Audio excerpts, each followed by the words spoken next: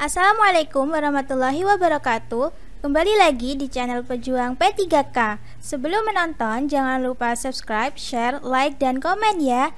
Langsung saja kita simak videonya.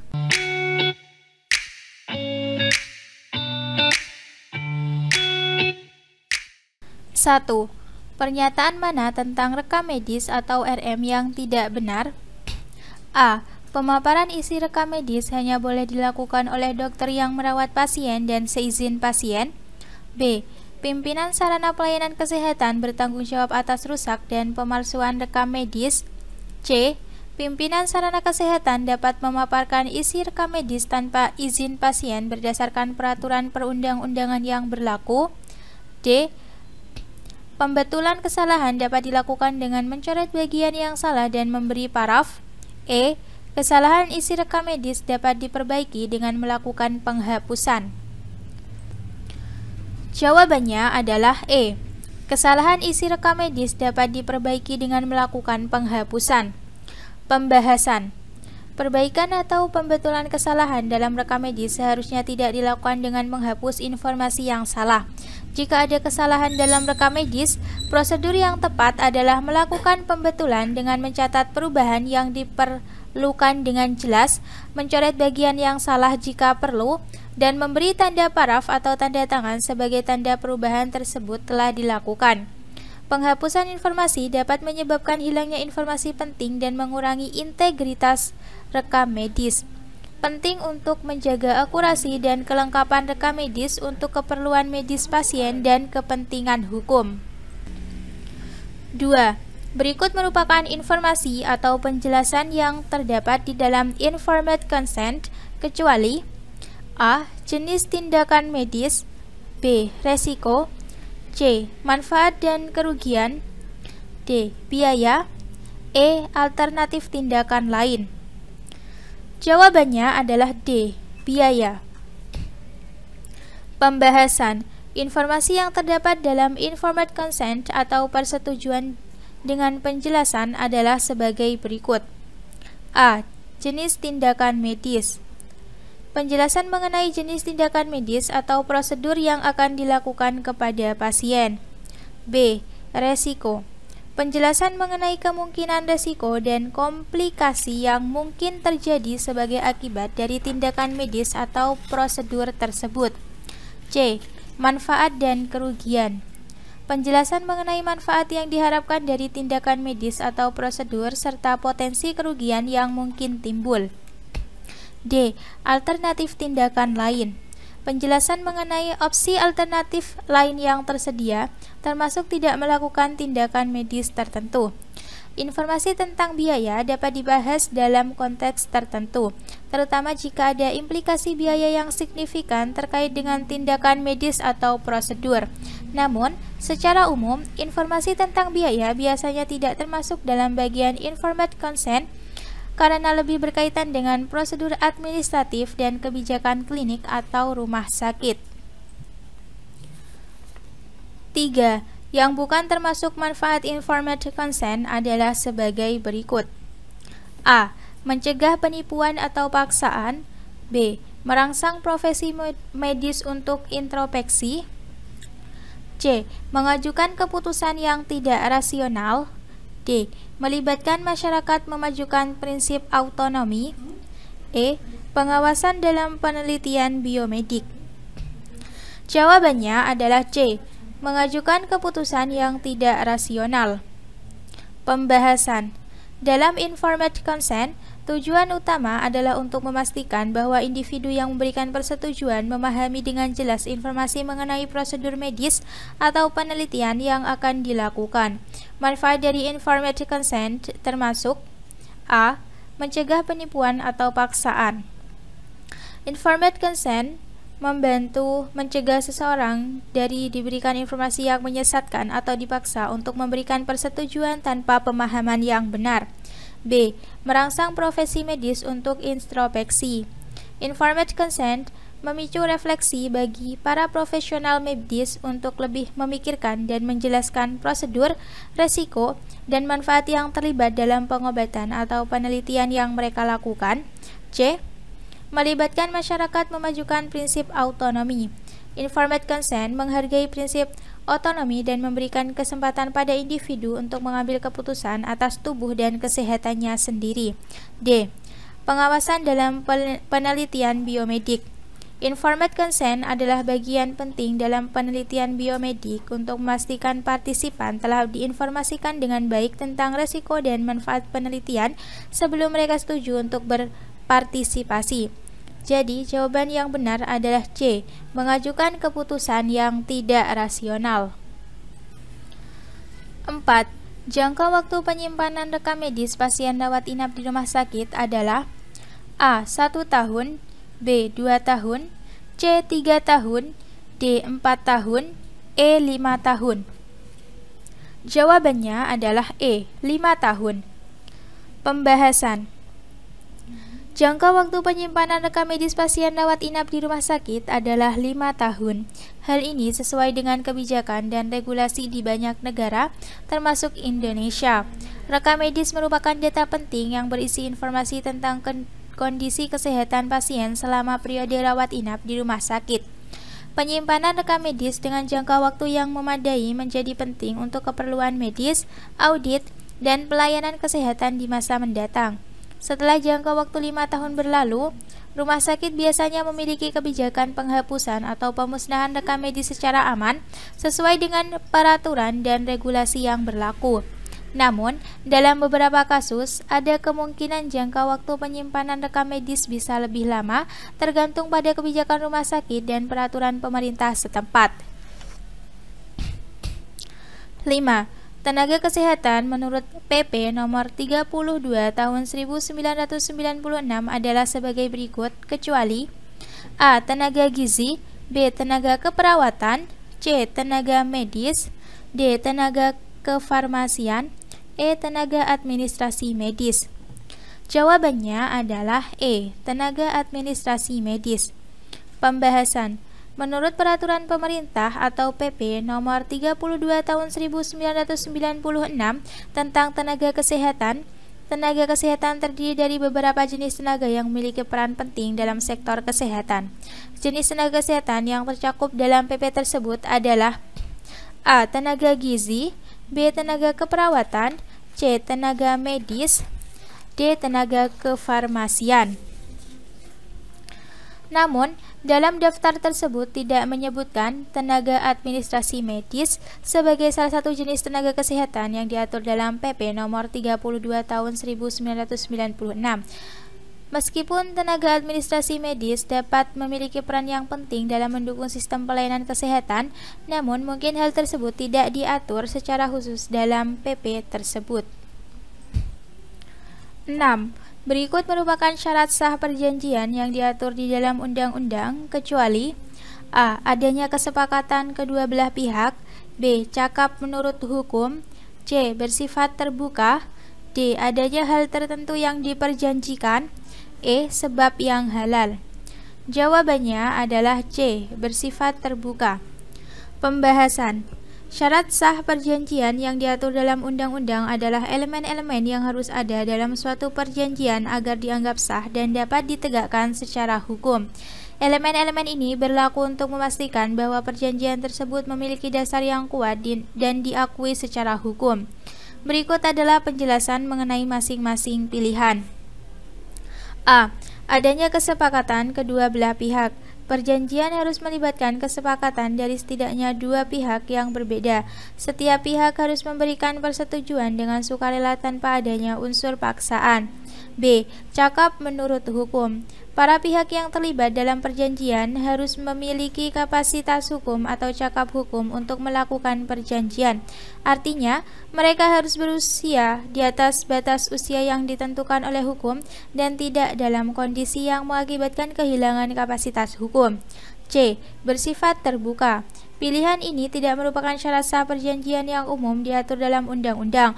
Namun, dalam prakteknya, perjanjian yang jelas, tidak ambigu, dan dapat dipahami dengan baik akan menjadi lebih kuat dan dapat ditegakkan secara hukum. A. Adanya hal tertentu yang diperjanjikan. Perjanjian harus mencakup kewajiban-kewajiban yang spesifik atau hal tertentu yang menjadi objek perjanjian. Hal ini untuk memberikan kejelasan mengenai apa yang harus dipenuhi oleh masing-masing pihak dalam perjanjian.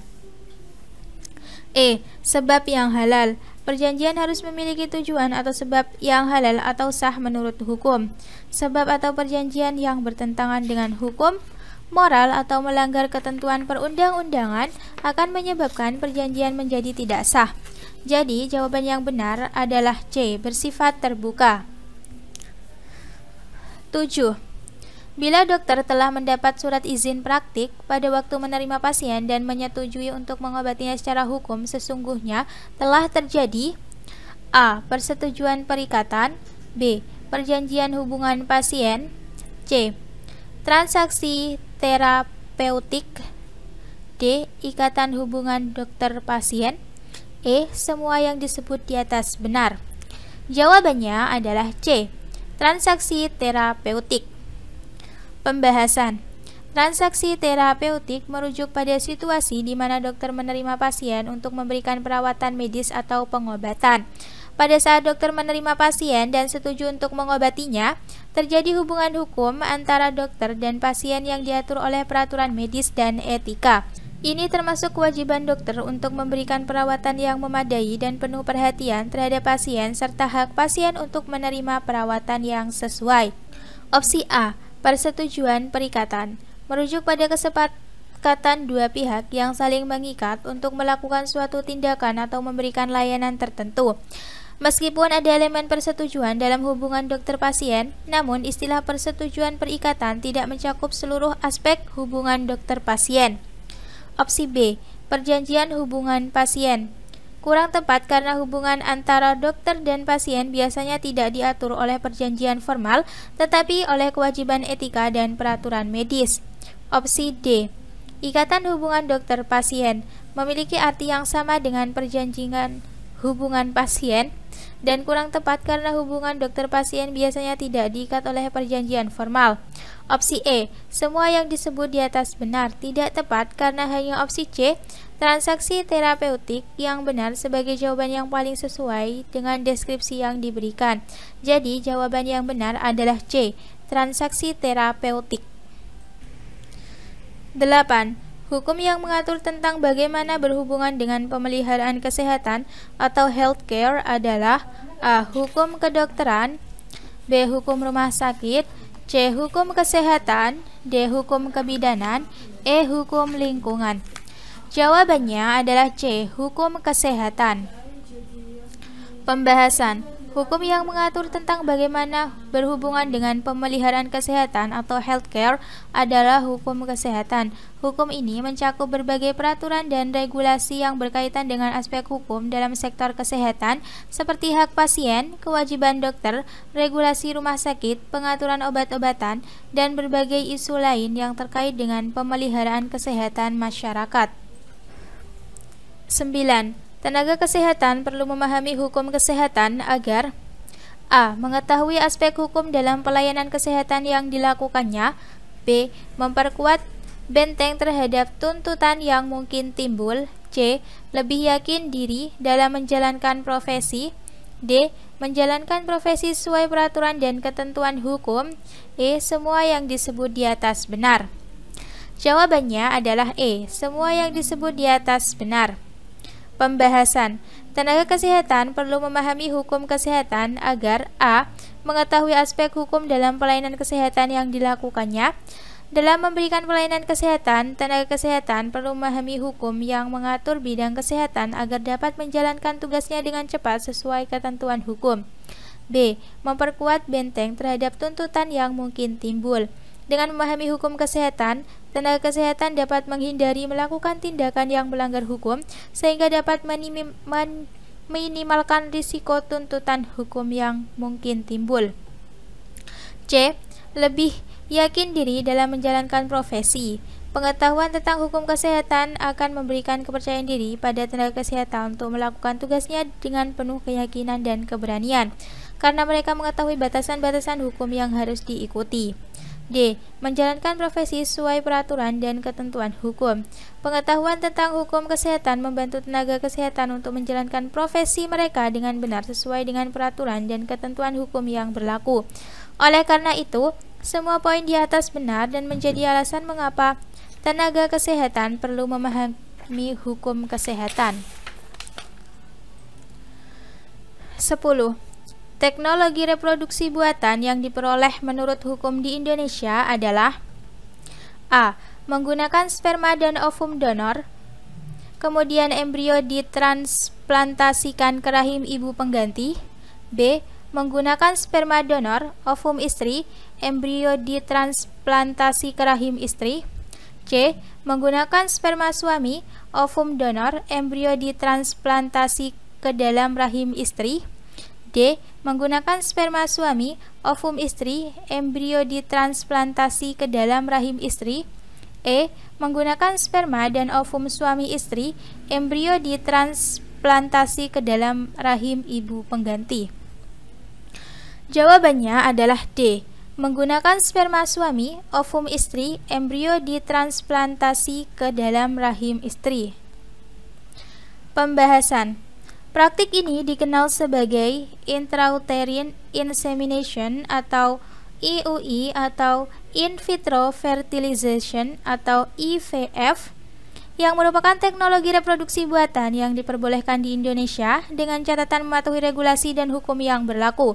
Setiap negara mungkin memiliki regulasi yang berbeda terkait teknologi reproduksi buatan. Oleh karena itu, selalu disarankan untuk mencari informasi terkini dari sumber yang berwenang di negara masing-masing. 11. Berikut merupakan larangan tentang aborsi yang diatur di dalam KUHP, kecuali: A. Menganjurkan kepada wanita dengan memberi harapan agar gugur kandungannya. B. Mempertunjukkan cara aborsi kepada anak di bawah usia 17 tahun. C. Menggugurkan kandungan wanita dengan seizin wanita tersebut. D. Menggugurkan kandungan berdasarkan indikasi medis. E. Sengaja menggugurkan kandungan atau menyuruh orang lain melakukannya. Jawabannya adalah D. Menggugurkan kandungan berdasarkan indikasi medis. Pembahasan. Dalam KUHP Indonesia, aborsi atau pengguguran kandungan dilarang kecuali dalam beberapa kasus tertentu yang diatur oleh undang-undang. Salah satu kasus pengecualian adalah ketika aborsi dilakukan berdasarkan indikasi medis untuk menyelamatkan nyawa atau kesehatan ibu yang hamil. Opsi D merupakan kasus pengecualian dan diizinkan jika ada indikasi medis yang kuat yang menunjukkan bahwa kelangsungan ibu hamil berada dalam bahaya serius jika kehamilan tersebut berlanjut. Opsi A, B, C, dan E adalah pelanggaran KUHP karena semuanya terkait dengan mempromosikan atau melakukan aborsi tanpa alasan medis yang sah. 12. Jangka waktu penyimpanan rekam medis pasien pada sarana pelayanan kesehatan non-rumah sakit adalah: A. 1 tahun, B. 2 tahun, C. 3 tahun, D. 4 tahun, E. 5 tahun. Jawabannya adalah E. 5 tahun. Pembahasan. Penyimpanan rekam medis merupakan proses yang penting untuk menjaga kerahasiaan dan integritas informasi kesehatan pasien. Biasanya, setiap negara atau yurisdiksi memiliki peraturan dan perundangan yang mengatur jangka waktu penyimpanan rekam medis. Dalam banyak kasus, termasuk pada sarana pelayanan kesehatan non-rumah sakit, jangka waktu penyimpanan rekam medis adalah 5 tahun. Setelah melewati periode tersebut, rekam medis bisa diarsipkan atau dihancurkan sesuai dengan aturan yang berlaku. 13. Isi rekam medis merupakan milik: A. Pasien, B. Dokter, C. Rumah sakit, D. Bidan, E. Aparat penegak hukum. Jawabannya adalah A. Pasien. Pembahasan. Rekam medis merupakan milik pasien. Ini adalah catatan medis yang berisi informasi tentang riwayat kesehatan, diagnosis, pengobatan, dan prosedur medis pasien. Rekam medis biasanya disimpan di rumah sakit atau klinik tempat pasien menerima perawatan, namun kepemilikan dan kontrol atas informasi tersebut tetap berada di tangan pasien. Pasien memiliki hak untuk mengakses dan meminta salinan rekam medis mereka sesuai dengan peraturan dan undang-undang yang berlaku. 14. Informed consent berlaku tidak sah pada hal-hal berikut kecuali: A. Diperoleh dengan paksaan. B. Informasi diberikan kepada wali. C. Dari orang yang tidak berwenang. D. Diberikan gambaran yang salah. E. Pasien tidak sepenuhnya sadar. Jawabannya adalah B. Informasi diberikan kepada wali. Pembahasan. Informed consent atau persetujuan yang didasarkan pada informasi yang memadai dan lengkap berlaku tidak sah jika A. Diperoleh dengan paksaan. Jika persetujuan diberikan karena adanya tekanan atau ancaman, maka itu dianggap tidak sah. B. Dari orang yang tidak berwenang. Persetujuan harus diberikan oleh individu yang berwenang untuk melakukan kepuasan terkait perawatan atau tindakan medis. C. Diberikan gambaran yang salah. Jika informasi yang diberikan salah atau menyesatkan, persetujuan tidak bisa dianggap sah karena pasien tidak sepenuhnya memahami konsekuensi dari tindakan medis yang akan dilakukan. D. Pasien tidak sepenuhnya sadar. Jika pasien tidak dalam keadaan sadar atau tidak mampu memberikan persetujuan secara wajar karena kondisi fisik atau mentalnya, maka persetujuan tidak sah. Oleh karena itu, pilihan yang benar adalah B. Informasi diberikan kepada wali. Jika informasi diberikan kepada wali atau wakil hukum pasien, ini tidak menjadikan informed consent sah, karena persetujuan harus diberikan oleh pasien sendiri jika ia mampu memberikannya secara sadar dan dengan pemahaman yang memadai. 15. Undang-undang tentang kesehatan yang berlaku saat ini diatur dalam A. Undang-Undang Nomor 23 Tahun 2004. B. Undang-Undang Nomor 22 Tahun 2002. C. Undang-Undang Nomor 22 Tahun 2004. D. Undang-Undang Nomor 36 Tahun 2009. E. Undang-Undang Nomor 39 Tahun 1999. Jawabannya adalah D. Undang-Undang Nomor 36 Tahun 2009. Pembahasan. Undang-undang tersebut adalah undang-undang tentang kesehatan yang berlaku di Indonesia saat ini. Undang-Undang Nomor 36 Tahun 2009 mengatur tentang upaya kesehatan, hak dan kewajiban pasien, organisasi kesehatan, serta penyelenggaraan sistem kesehatan di Indonesia. Terima kasih sudah menonton video ini. Jangan lupa like, comment, share, dan subscribe channel ini. Sampai jumpa di video selanjutnya. Semangat pejuang P3K!